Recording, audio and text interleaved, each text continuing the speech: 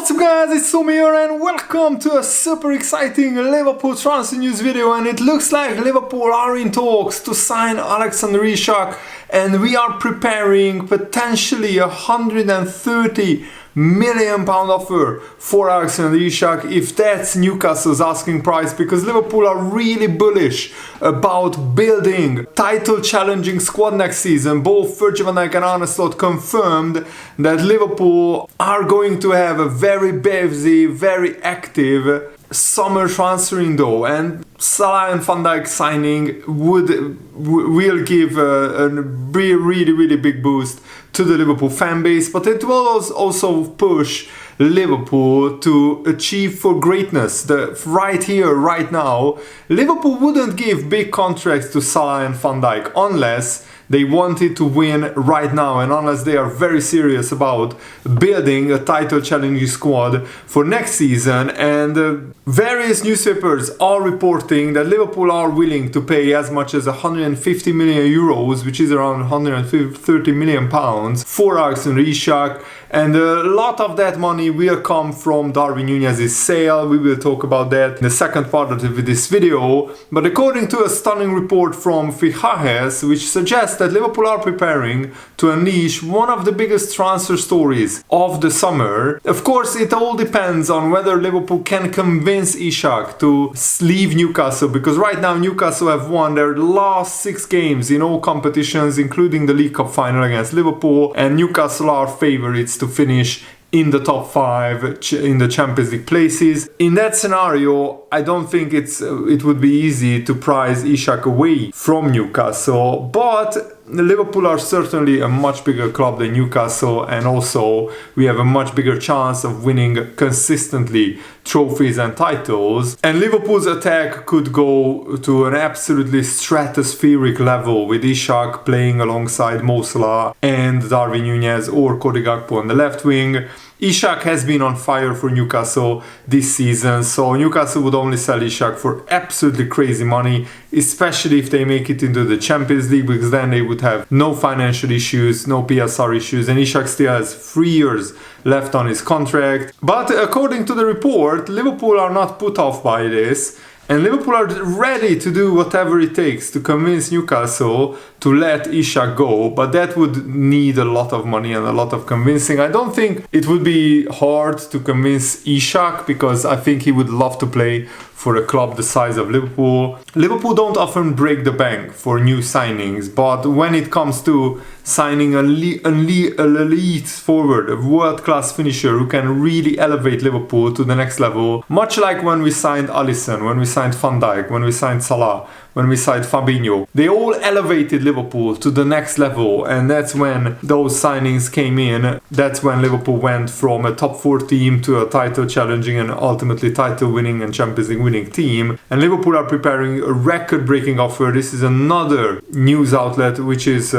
reporting this, El Nacional, that Arne wants Liverpool to go out and buy Alexander Isak. He wants to partner Isak up front with Mo Salah, and Arne is a ruthless manager. He's not sentimental as much as Jurgen Klopp was, so he won't have many problems with selling a lot of Liverpool first team players, Waterwendo, Harvey Elliott, even players like Kostas Tsimikas, Gerald Kwanzaa, Joe Gomez, Darwin Nunez certainly could be on the chopping block, and it would break the current British record, which is Moises Caicedo to Chelsea for 115 million pounds, and I can't wait to see the Chelsea players stand guard of honor to Liverpool. Remember last summer, the transfer saga of Caicedo and Lavia choosing Chelsea instead of Liverpool. Look how that turned out for them. No, it was 2 years ago, sorry, and instead we went and signed Ryan Gravenberch and Dominic Szoboszlai, and the rest is history.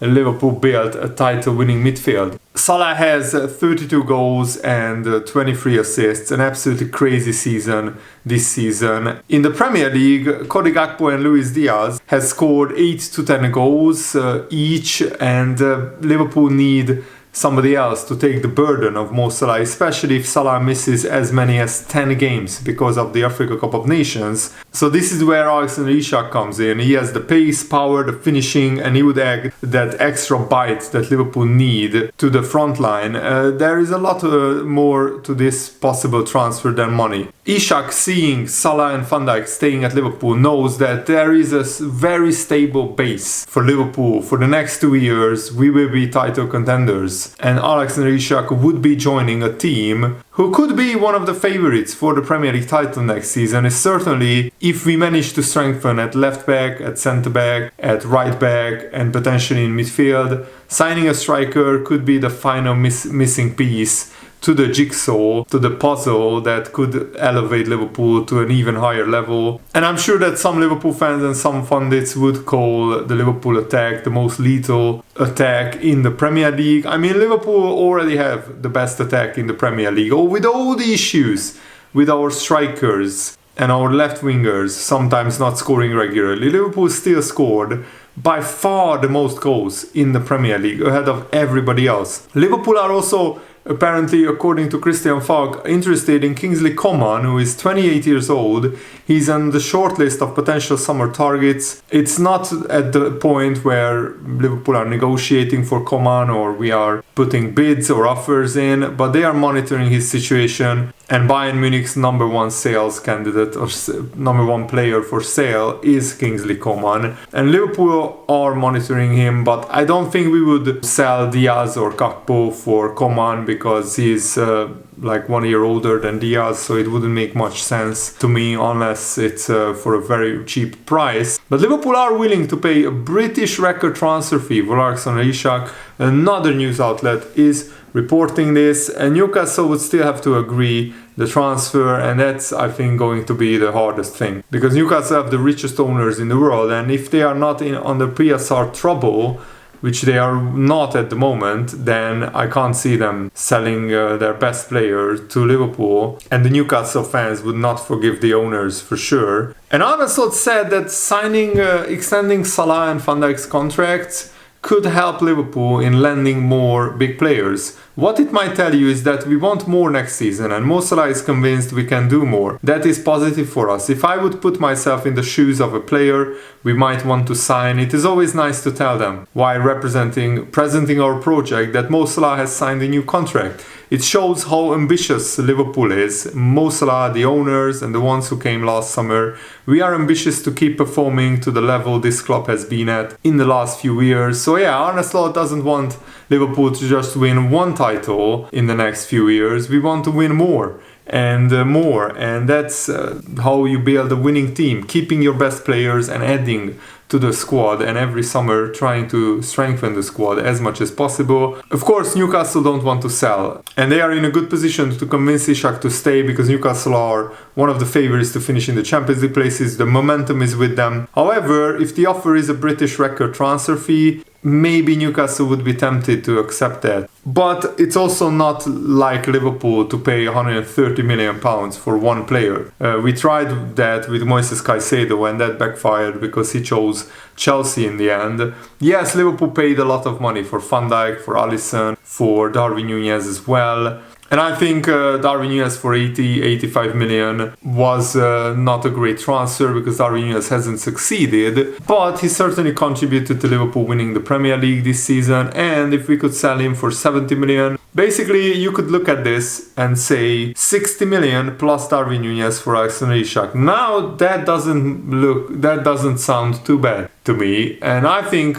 Saudi clubs will be in for Darwin Nunez. The big question is, would they pay 60-70 million for Darwin Nunez? I'm not sure. Liverpool already tried the £110 million offer for Moises Caicedo, so Liverpool can offer these kind of transfer fees for really, really special players that could really help Liverpool. And Jamie Carragher has revealed that he doesn't think Liverpool would break the bank for Alexander Isak. He said the one every club would like is Alexander Isak as a striker. I'm not sure Liverpool are in a position where there is absolutely great centre forwards around that you can take your pick and select whichever you like.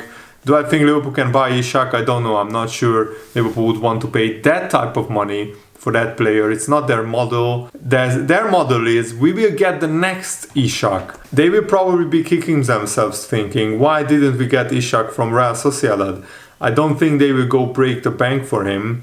There's the lad at Eintracht Frankfurt who scored against Tottenham. That smacks to me the type of player that Liverpool would sign. That's Hugo Ekitike. He's 22 years old. He's at the club who would be a selling club. He done very well there. He went to PSG as a very young boy after lighting up the French league. It didn't quite work out for him. He's got great numbers. He's the type of player that Liverpool would sign rather than maybe going for an Isak. But that's the opinion of Jamie Carragher, and he doesn't know what this Liverpool new hierarchy will do, because this is the first real transfer window where they will be tested, because we just signed Chiesa in the past 2 transfer windows, and that was just a good value for money signing. So this is the first transfer window where Michael Edwards, Richard Hughes and Arne working together with the transfer committee. We will see what they are truly made of. And of course, we will see the owners, what they are made of, with hoping that Liverpool will give around 100 million net spend to Michael Edwards and Richard Hughes to play around with. Plus player sales, Liverpool could spend 250 million in theory, but I'm not sure if we will spend that amount. We shall wait and see. Ian Wright has slammed the suggestions that Isak should be sold or will be sold by Newcastle as disrespectful, which I think is a pretty bold statement. He said, I think it's vital that Newcastle get themselves in the Champions League. Winning the League Cup has given them the confidence to go forward.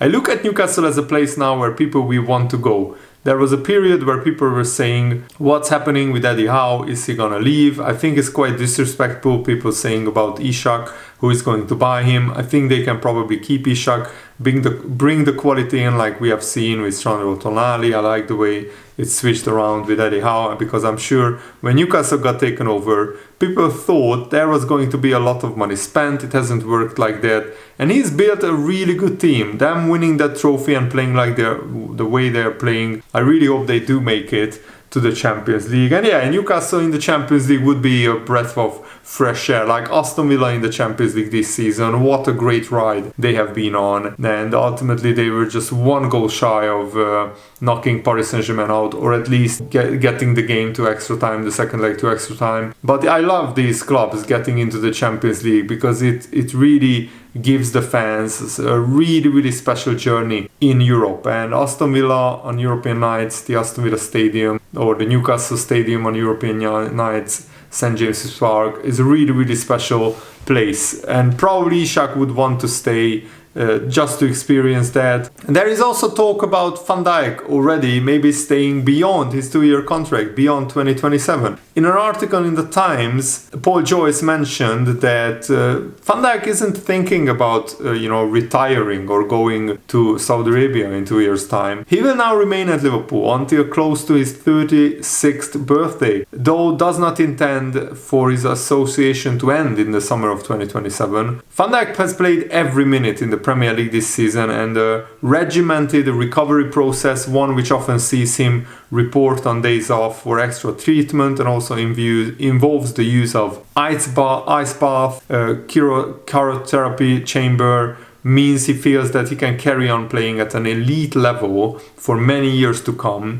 Thiago Silva was appearing last season for Chelsea at the age of 39. And that's true, Thiago Silva played in the Premier League at the age of 39. So Van Dijk, he will keep his body in good shape, and he never really relied a lot on his pace, and he will get slower and slower with his age. I think Van Dijk is an excellent reader of the game, and his positioning is second to none. So in theory, he can still play until maybe 37, 38. What I would do is, of course, watch Van Dijk very carefully, very closely in the next 2 years. And if he's still performing at an elite level, give him a 1-year rolling contract after his 2-year contract is up. But that's too far away from now. Let's concentrate on the summer transfer and let's try and maximize that and get the best out of it. But there is a precedent of Lewandowski, Luka Modric, Messi, Ronaldo playing well beyond their 36th birthday. at a very, very high level. I mean, Ronaldo was 38 until he played at an elite level in Europe. Messi was 37, I think. Lewandowski is still playing at a very high level at 36. Modric at 39, playing at a high level at Real Madrid. And Carragher named the 3 positions that where Liverpool must strengthen. He said, when you see the squad, they are going to be Premier League champions, but there are still areas in the Liverpool squad which need improving. I think left back is one. Andy Robertson has been one of the great left backs for Liverpool, but he needs help there. And maybe he could play the role as backup, which will still be 20-25 games a season. I think a centre forward is a must as well. I imagine the front part of the team is the area that's gonna really need a bit more surgery than others because of the age profile of certain players and the contract situation. Both Diaz and Jota have 2 years left on their contracts. I wouldn't be surprised if 2 or 3 of the front 6 move on and Liverpool replace them. I still think Liverpool lacks something going forward from midfield. Szoboszlai does a good job and he has a great engine, and I think they can definitely get someone in there who can maybe score more goals. I think Szoboszlai would score more goals as well if he didn't have as much defensive responsibilities. They are the type of players coming into the team. I still then think you need another 2 or 3 players in the squad. One of them would be a centre back, another centre midfielder, and one would be a left winger. Even though we are talking about a team who are going to win the Premier League, I still think that Liverpool need to bring in 6 players. I think right back, if Trent leaves, is a must. Centre back as well, left back, striker, that's 4, centre midfielder, that's 5. And if we keep the rest of the squad together, so just bring in an elite striker, somebody like Isak or Ekitike, who is not world class, not elite yet, but very good. But if we bring in Isak, then maybe we don't need another attacker. Just keep Diaz, Jota, Gakpo, Chiesa and Salah around. But let's wait and see what happens in the summer transfer window. Darwin Nunez also could make a transfer exit just a few days after the Liverpool season ends, because if a Saudi club wants him, they would want Darwin Nunez to play in the Club World Cup, and that starts, in July, I think, or even in the end of June. And the Telegraph's Mark McGrath says that Al Hilal are willing to offer Darwin Nunez £560,000 per week contract. And their interest could be that, Al Hilal signed Darwin Nunez early because the Club World Cup starts on June the 14th. So maybe after the season finishes, Darwin Nunez could quickly leave to Saudi Arabia. So Liverpool play their final league game against Crystal Palace on May the 25th. So after that, Darwin Nunez would have a couple of weeks to finalize his transfer to Saudi Arabia. If Al Nassr wants Darwin Nunez, they already had 2 bids rejected for Darwin Nunez. That's a little bit less likely because they signed John Duran in January for 65 million, but Sadio Mane's contract is up at the end of the season, so maybe he will leave and then they will have the money to sign another high-profile player. So let me know what you think about all of these stories in the comments below, and thanks for watching. Have a nice day. See you later, guys. Goodbye.